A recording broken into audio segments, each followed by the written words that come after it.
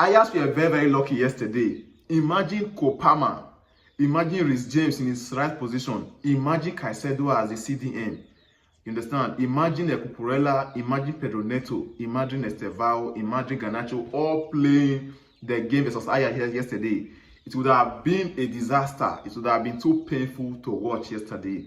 Nevertheless, 5-1 is still a very, very big victory. And at the end of the day, you'll be surprised that this goal difference will go a long way to help Chelsea should push come to shove. So, the first mistake Ajax made yesterday was to qualify for the Champions League in the first place because Ajax have been out of form for a very, very long time. They are losing at their domestic league. They are losing at the Champions League. Ajax is a team that anybody can almost beat right now.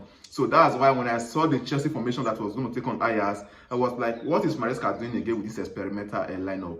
But at the end of the day, I believe that Maresca has seen, he has rated the Ajax team as a small team and decided to say, okay, let us use small boys to play this game because you use Caicedo as a CDM.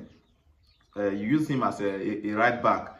We saw him using, Jorge Hato as against Cucurella. We saw him using McGill. There was no João Pedro and all that. So at the end of the day, it was still a very, very good one. It was a very, very good one. A very, very important victory for Chelsea. The second mistake Ajax made was coming to Champions League to come and play Chelsea when Chelsea needed to win that game. And on top of that, the third mistake they made was conceding a red card against Chelsea right there at the Stamford Bridge. The red card spoiled everything. But the funny thing is that the moment that red card was conceded by them, Chelsea did, after scoring 1 or 2, they did not really do much. They were just, they were not playing with the ball. The last mistake Ajax made that spoiled their night was scoring that penalty. You understand? The moment Ajax scored that penalty, it was now 2-1. It was as if you are challenging Chelsea at home. Chelsea are 11 against 10. They are leading 2, and then you scored 1 as if you want to come and draw or equalize them at home. That was where everything went on loose. That was when Jimmy Gittins entered Neymar featuring Ronaldinho mode. Yesterday, I thought it was a Brazilian. That back control, people think it was a mistake. It was not a mistake, it was skill. You understand? So we saw Estevao. There's something unique about Estevao. Apart from being a Brazilian whom I admire, Estevao is the definition of what you call a forward player. You understand? A forward player. Estevao hardly passes the ball to the back. Estevao is always looking for the forward passes, looking at the forward runs. Estevao doesn't care how many you are in his front. Once he holds the ball, he wants to go at you. You understand? So that is how you know what they call, that's why they are called forward players in the first place. When you hold the ball, you are supposed to go forward. So, and we also saw something impressive from Enzo Fernandez yesterday. After converting one penalty, he gave the other one to Estevao to score. That's from one South American to the other. And then Estevao got his first Champions League goal for Chelsea.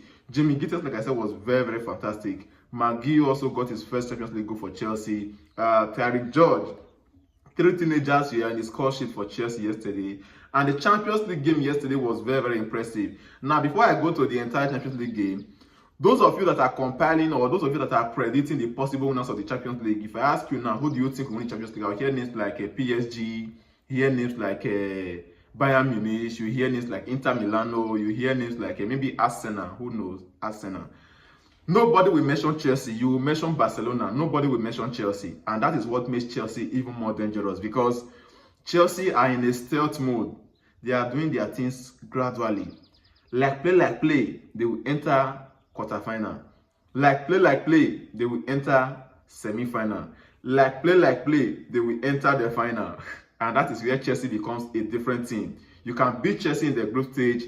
The Bayern Munich that beat Chelsea in the first, I think that should be the first game of this particular match day 1 of the Champions League.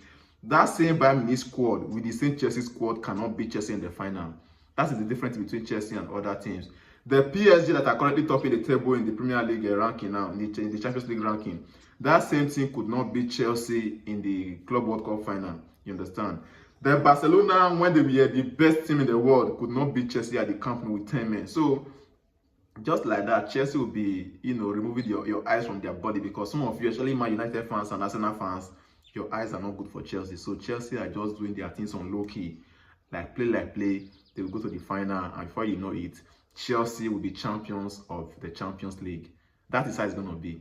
Understand? So great win for Chelsea. Maresca gambled because I believe that he underrated Ajax to be a small team. That's why he not really need to use his best players. He rested most of his players and just give them that fresh energy for the weekend. So kudos to Chelsea. Ajax collected what they deserve.